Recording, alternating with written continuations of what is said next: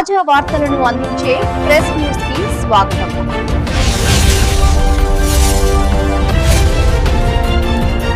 బులెటిన్ల ముందుగా హెడ్లైన్స్ చూద్దాం. బీఆర్ఎస్ నాయకుల press meet.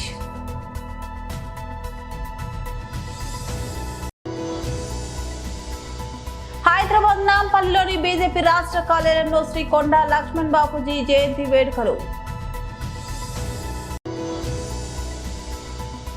Rajahmundry central jail వద్ద ములాఖాత్ అనంతరం మీడియాతో మాట్లాడుతున్న వైఎస్ఆర్సీపీ నేతలు.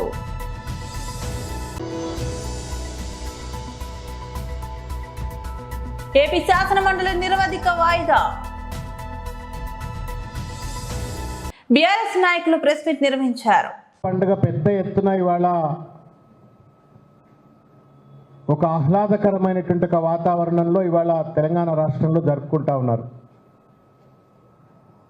బతుకమ్మ మనందరికీ కూడా తరతరాలుగా తాత ముత్తాతల దగ్గర నుండి కూడా తెలిసినటువంటి ఒక పండుగే.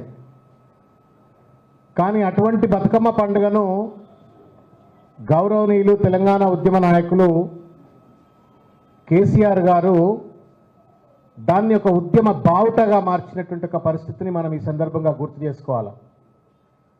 తెలంగాణ ఉద్యమంలో కేసీఆర్ గారు 3 ప్రధానమైనటువంటి ఉద్యమ స్వరూపాలను వారు ఆ రోజుల్లో తయారు చేసినారు. ఒకటి ఏమవుతుందా ఎలేష్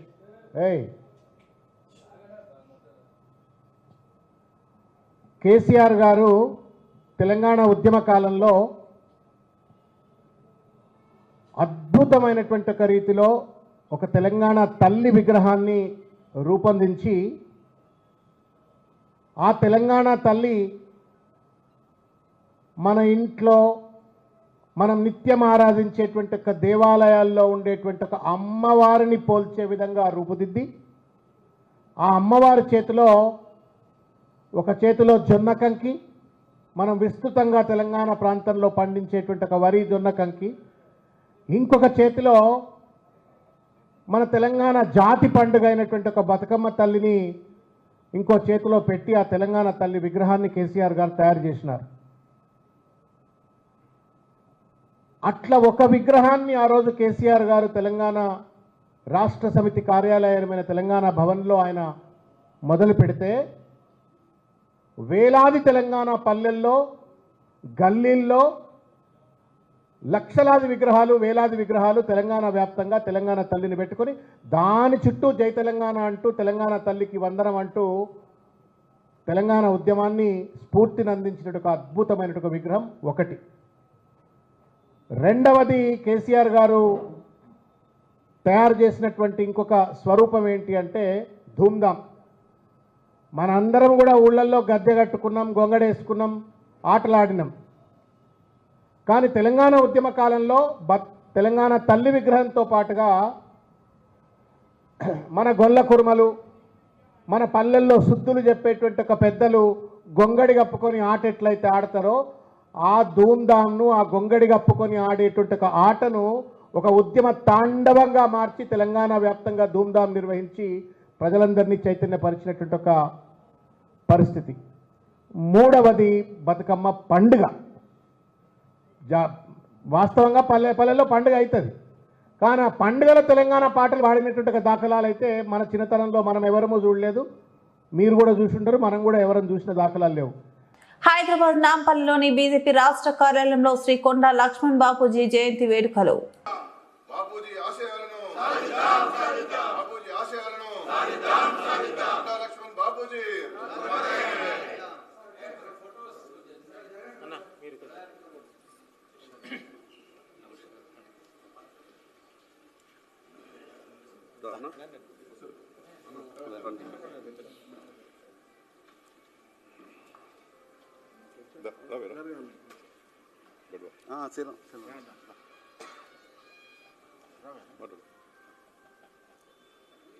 ఓకే,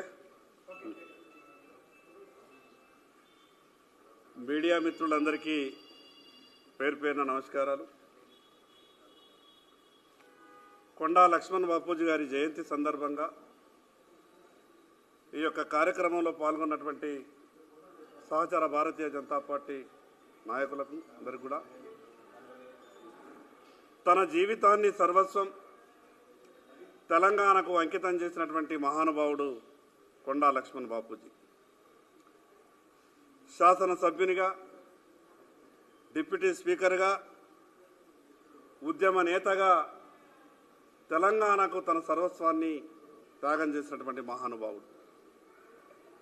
తెలంగాణ రాష్ట్రం ఏర్పడాలని, తెలంగాణ రాష్ట్రంలో ఉన్నటువంటి బడుగుల జీవితాలు బాగుపడాలని కలలు కన్నటువంటి ఆ యొక్క మహానుభావుడు వారి ఆశయాలకు అనుగుణంగా ఈరోజు కొండా లక్ష్మణ్ బాపూజీ మన మధ్యన లేనప్పటికీ వారి ఆశయాలకు అనుగుణంగా మనమంతా కూడా ముందుకు పోవాల్సినటువంటి అవసరం ఉంది.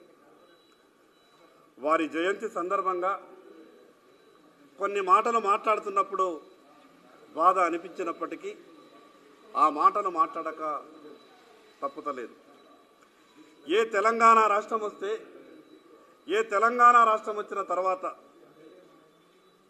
బలహీన వర్గాల బడుగుల జీవితాలు మారుతాయని గొప్ప ఆలోచనతో తెలంగాణ ఉద్యమంలో ముందు వరుసలో ఉండి పోరాటం చేసినటువంటి బీసీలకు మాత్రం ఈ తెలంగాణ రాష్ట్రం వచ్చిన తర్వాత ఈ రాష్ట్రంలో సముచిత స్థానం ప్రభుత్వాలు ఏర్పడ్డ తర్వాత ప్రభుత్వాల నుండి రావాల్సినటువంటి సహకారం బీసీలకు వస్తలేదు. గతంలో ఈ రాష్ట్రాన్ని 10 సంవత్సరాలు పరిపాలించినటువంటి టీఆర్ఎస్ పార్టీ అదే పంతాన్ని అవలంబించింది. 22 నెలలుగా ఈ రాష్ట్రంలో కాంగ్రెస్ పార్టీ తెలంగాణలో ఏర్పడ్డ తర్వాత ఈ ప్రభుత్వం కూడా టీఆర్ఎస్ పార్టీ పంతాన్ని ఈ ప్రభుత్వం కూడా అవలంబిస్తూ ఉంది. ఉమ్మడి ఆంధ్రప్రదేశ్ రాష్ట్రంలో మా తెలంగాణ మాకొస్తే మా బతుకులు బాగుపడతాయని గొప్ప ఆశలతో ప్రాణాలను పణంగా పెట్టినాం, ఉద్యోగాలను పణంగా పెట్టినాం. పోరాటంలో మేమంతా కూడా ముందున్నాం. కానీ రాష్ట్రం వచ్చిన తర్వాత ఆంధ్రప్రదేశ్ రాష్ట్రంలో ఏ రకంగానైతే ఎవరి చేతులలో అధికారం ఉంటున్నానో తెలంగాణ రాష్ట్రం వచ్చిన తర్వాత కూడా ఆ రకమైనటువంటి పరిస్థితి కనిపిస్తూ ఉన్నది. ఏది ఏమైనా ఈ సందర్భంగా ఈ రాష్ట్రంలో ఉన్నటువంటి బీసీ సోదరులందరికీ పేరు పేరున విజ్ఞప్తి చేస్తున్నా. కొండా లక్ష్మణ్ బాపూజీ గారి భౌతికంగా మన మధ్యన లేనప్పటికీ ఆయన ఆశయాలకు అనుగుణంగా మనమంతా కూడా కలిసి మరొకసారి పోరాటం చేయాల్సిన అవసరం ఉందని ఈ సందర్భంగా తెలియజేస్తా ఉన్నాను.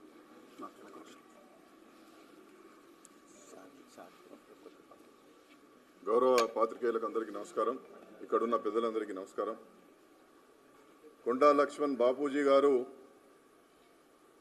బతుకున్నంత కాలం ప్రధానంగా వెనుకబడిన వర్గాల సంక్షేమం కోసం, రాజ్యాధికార వాటా కోసం, అన్ని రంగాలలో వారికి దక్కాల్సినటువంటి అవకాశాల కోసం ఆయన అంకిత భావంతో, చిత్తశుద్ధితో కఠోరంగా పరిశ్రమ చేసినటువంటి మహానుభావుడిగా చరిత్ర పుటల్లో వారికి ఒక ప్రముఖ స్థానం ఉంది. ఒకనాడు బీసీ ఉద్యమకారుడిగా, పరిణామ క్రమంలో సభ్యుడిగా, చైర్మన్గా ఆనాడు వారి నుండి నేర్చుకున్నటువంటి అనేకమైనటువంటి విషయాలను, ఒక ఉద్యమకారుడు ఏ విధంగా తనదైనటువంటి పద్ధతుల్లో ఉద్యమాలు చేయాలి, హక్కుల కోసం పోరాటాలు చేయాలి, స్పష్టమైనటువంటి డిమాండ్లు ఉండాలి, డిమాండ్లు నెరవేర్చడానికి వ్యూహాలు, ప్రతి వ్యూహాలు, ఉద్యమ పంతా ఏ విధంగా ఉండాలనేటువంటి దాంట్లో విశేషమైనటువంటి వారి అనుభవాన్ని ఆనాడు ట్యాంక్ బండ్ సమీపంలో ఉన్నటువంటి జలదృశ్యంలో కూర్చొని మాట్లాడినటువంటి మాటలు ఎప్పుడు కూడా మా జ్ఞాపకం వస్తుంటాయి. రాజమండ్రి సెంట్రల్ జైలు వద్ద ములాఖాత్ అనంతరం మీడియాతో మాట్లాడుతున్న వైఎస్ఆర్సీపీ నేతలు. రోజులుగా సెంట్రల్ జైల్లో, రాజమండ్రి సెంట్రల్ జైల్లో వారిని రిమాండ్లో పెట్టినటువంటి విషయం మీ అందరూ కూడా చూస్తూ ఉన్నారు. ఎవరో ఓరల్గా చెప్పినటువంటి ఒక స్టేట్మెంట్ని ఆధారంగా తీసుకొని ఆయన మీద తప్పుడు కేసు బనాయించి అక్రమంగా ఆయన్ని రిమాండ్లోకి తీసుకొని ఈ రోజుకి ఒక్క ఎవిడెన్స్ కూడా బిల్డప్ చేయకుండా, ₹1 ఏదైనా అక్రమం జరిగిందా అనేటువంటిది కనీసం బిల్డప్ చేయకుండా, ప్రూవ్ చేయలేక కేవలం కక్షపూరితంగా పెద్దిరెడ్డి రామచంద్రారెడ్డి గారి కుటుంబాన్ని ఏదో రకంగా ఇబ్బంది పెట్టాలనేటువంటి ఉద్దేశంతో చేస్తున్నటువంటి కార్యక్రమంగా కనబడతా ఉంది. సహజంగా ఒక కేసు బనాయించాలన్నా, ఆ కేసులో ఎవరన్నా ముద్దాయిలుంటే వారిని శిక్షించాలన్నా కనీసం ఏదో ఒక ఆధారం అనేటువంటిది ఆ డిపార్ట్మెంట్కి కన్సర్న్డ్ ఇన్వెస్టిగేషన్ ఏజెన్సీ ఏదైతే ఉందో ఆ ఏజెన్సీకి కనీసం ఆధారాలు అనేటువంటి దొరకాలి. ఇప్పుడే వారితో మాట్లాడాం. వారు చాలా ధైర్యంగా ఉన్నారు. పార్టీ క్యాడర్ కానీ పార్టీ కార్యకర్తలకు కానీ నేను ధైర్యంగా ఉన్నాననేటువంటి విషయాన్ని కూడా వారు చెప్పమన్నారు. ఏ తప్పు చేయనటువంటి దానికి నేను శిక్ష అనుభవించినప్పటికీ పార్టీ కోసం నేను అన్ని భరిస్తాను, ఏ రకమైనటువంటి ఇబ్బంది లేదు అనేటువంటి మాట కూడా వారు చాలా ధైర్యంగా చెప్పడం జరిగింది. వారిని గత 5 సంవత్సరాలు 2019-24 మధ్యలో వారి కంపెనీలకు సంబంధించి కానీ వారి పర్సనల్ అకౌంట్స్ సంబంధించి కానీ అన్ని రికార్డ్స్ అడిగారు, అన్ని బ్యాంక్ స్టేట్మెంట్స్ అడిగారు, వారు ప్రొడ్యూస్ చేశారు. లేదు 2019-24 కాదు 2014 నుంచి ఇవ్వండి రికార్డ్స్ అని అడిగారు, అవి ప్రొడ్యూస్ చేశారు. గడిచినటువంటి 10 సంవత్సరాలుగా వారి పూర్తి బ్యాంక్ అకౌంట్స్, వారి పూర్తి లావాదేవీలు, వారి కంపెనీలకు సంబంధించినటువంటి లావాదేవీలు ఇవన్నీ ప్రొడ్యూస్ చేసినప్పటికీ ఏ తప్పు అందులో దొరకనప్పటికీ కక్షపూరితంగా ఏదో రకంగా వారిని ఇబ్బంది పెట్టాలి, ఆ కుటుంబాన్ని ఇబ్బంది పెట్టాలి, వైఎస్ఆర్ కాంగ్రెస్ పార్టీ నాయకత్వాన్ని ఇబ్బంది పెట్టాలనేటువంటి ప్రయత్నం జరుగుతూ ఉంది. ఎవరైతే ఈ ఓవరాల్ గా పలానా వాళ్ళు అని పేరు చెప్పినటువంటి వారేమో బయట ఉన్నారు. ఈరోజు శిక్ష ఏదైతే ఈరోజు రిమాండ్ లో ఉన్నటువంటి వారేమో, ఏ తప్పు చేయనటువంటి వారేమో లోపల ఉన్నారు. కేవలం పేర్లు చెప్పినందుకు వారు బయట తిరుగుతూ ఉన్నారు. ఈరోజు అధికారంలో ఉన్నటువంటి పార్టీ వారు కొమ్ము కాస్తా ఉంది.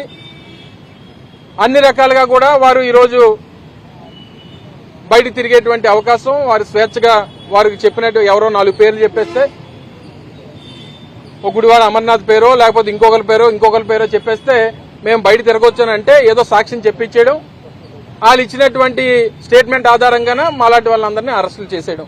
ఆంధ్రప్రదేశ్ శాసన మండలి సమావేశాలు శుక్రవారం ముగిశాయి. విద్య, ఉద్యోగ నియామకాలు, వ్యవసాయం వంటి కీలక రంగాలకు సంబంధించిన 6 ముఖ్యమైన బిల్లులకు సభ ఆమోదం తెలిపిన అనంతరం చైర్మన్ మోషన్ రాజు మండలిని నిరవధికంగా వాయిదా వేశారు. రాష్ట్రంలో ఉన్నత విద్యను ప్రోత్సహించే దిశగా ప్రభుత్వం కీలక నిర్ణయాలు తీసుకుంది. ఇందులో భాగంగా అమరావతిలో అంతర్జాతీయ న్యాయ విశ్వవిద్యాలయం ఏర్పాటు చేసేందుకు ఉద్దేశించిన బిల్లుకు మండలి ఆమోద ముద్ర వేసింది. దీంతో పాటు ఏపీ ప్రైవేట్ విశ్వవిద్యాలయాల చట్టం, ఏపీ వర్సిటీల సవరణ బిల్లులకు కూడా సభ ఆమోదం లభించింది. ఈ చట్టాల ద్వారా ప్రైవేట్ విద్యా సంస్థల పర్యవేక్షణ మరింత పటిష్టం కానుంది. ఉద్యోగ నియామకాలకు సంబంధించి ప్రవేశపెట్టిన బిల్లు కూడా ఆమోదం పొందింది. ప్రభుత్వ ఉద్యోగాల భర్తీ, వేతనాల చెల్లింపులో మరింత పారదర్శకత తీసుకురావడమే ఈ బిల్లు లక్ష్యం.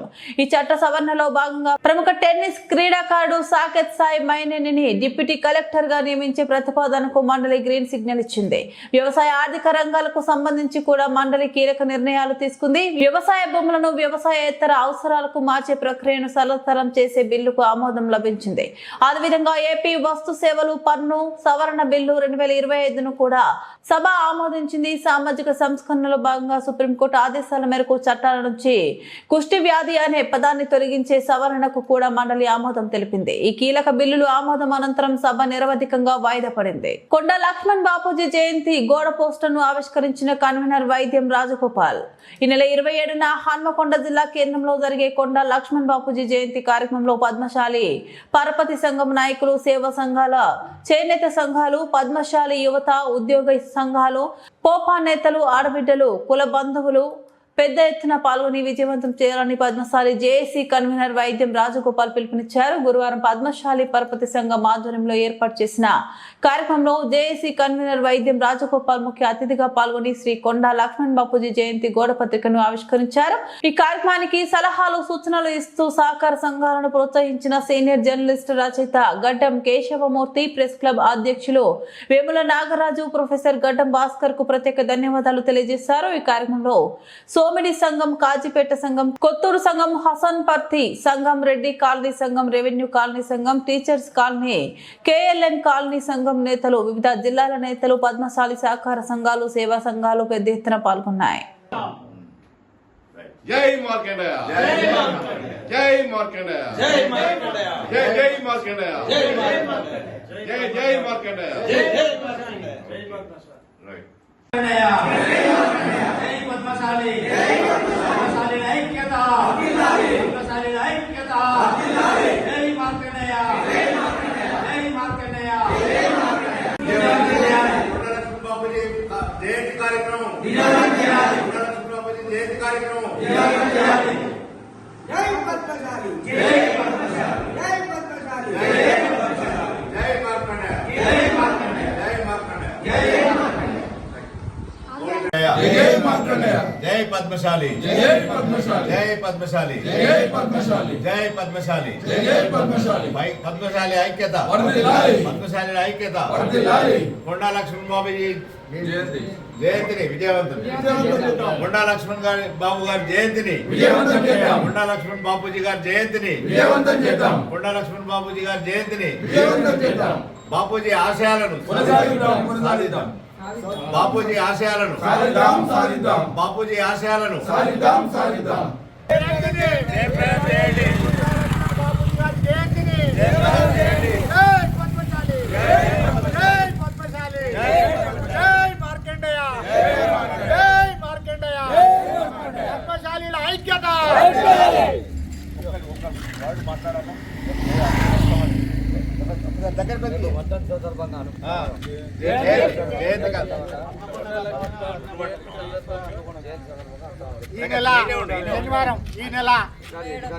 నమస్తే, వెల్కమ్ టు నిజం న్యూస్.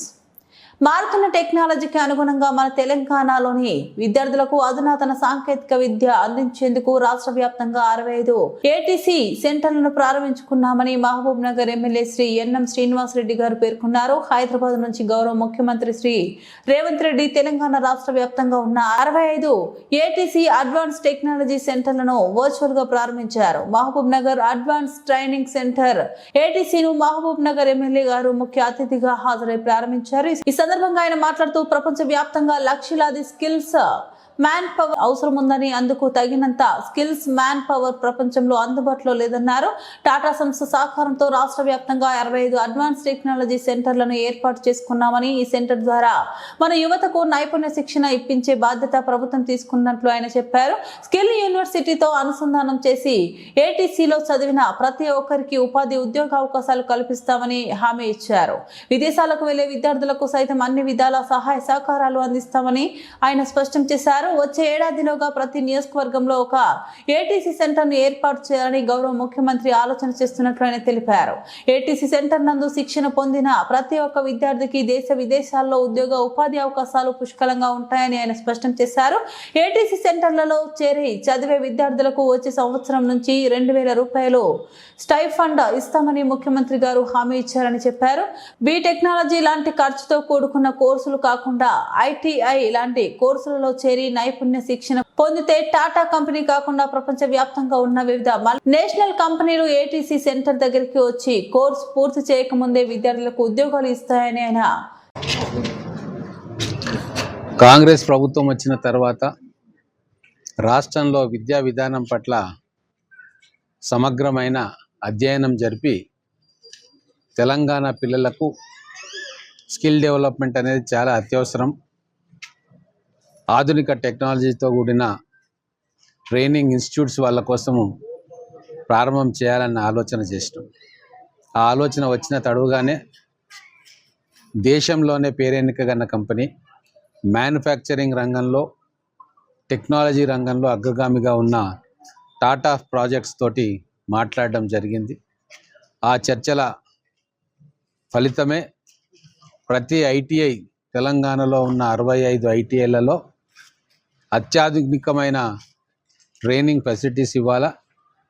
రేపు రాబోయే రోజుల్లో ఏవైతే కోర్సులు డిమాండ్ ఉంటుందో, మ్యానుఫ్యాక్చరింగ్ సెక్టర్కి ఏదైతే అవసరం ఉంటుందో, ట్రాన్స్పోర్ట్ సెక్టర్కి ఏదైతే అవసరం ఉంటుందో వాటి కోర్సెస్ మన పిల్లలకు ఇవ్వాలి అని చెప్పి కోర్సులు కూడా డిజైన్ చేసుకొని టాటా ప్రాజెక్ట్స్ వాళ్ళతోటి సంధానం చేసుకొని ఈ అద్భుతమైన ఏటీసీ కాన్సెప్ట్ను మేము తీసుకురావడం జరిగింది.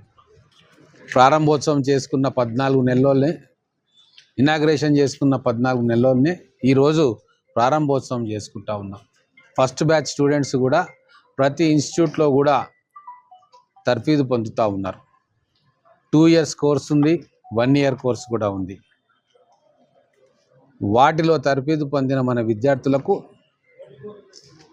టాటా కంపెనీస్లోనే కాదు, మిగతా అనేక కంపెనీస్లలో కూడా ఉద్యోగాలు వచ్చే అవకాశం చాలా పుష్కలంగా ఉంటుంది.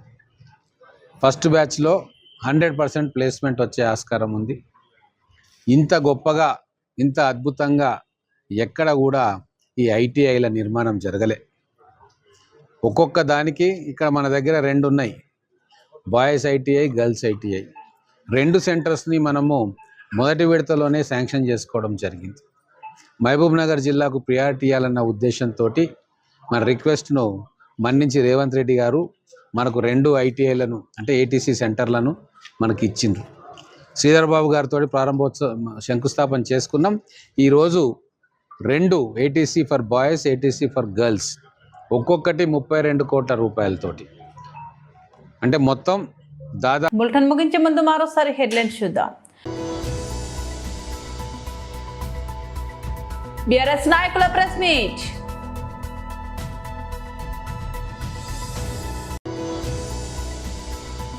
హైదరాబాద్ నాంపల్లిలోని బీజేపీ రాష్ట్ర కార్యాలయంలో శ్రీ కొండా లక్ష్మణ్ బాపూజీ జయంతి వేడుకలు. రాజమండ్రి సెంట్రల్ జైలు వద్ద ములాఖాత్ అనంతరం మీడియాతో మాట్లాడుతున్న వైఎస్ఆర్సీపీ నేతలు.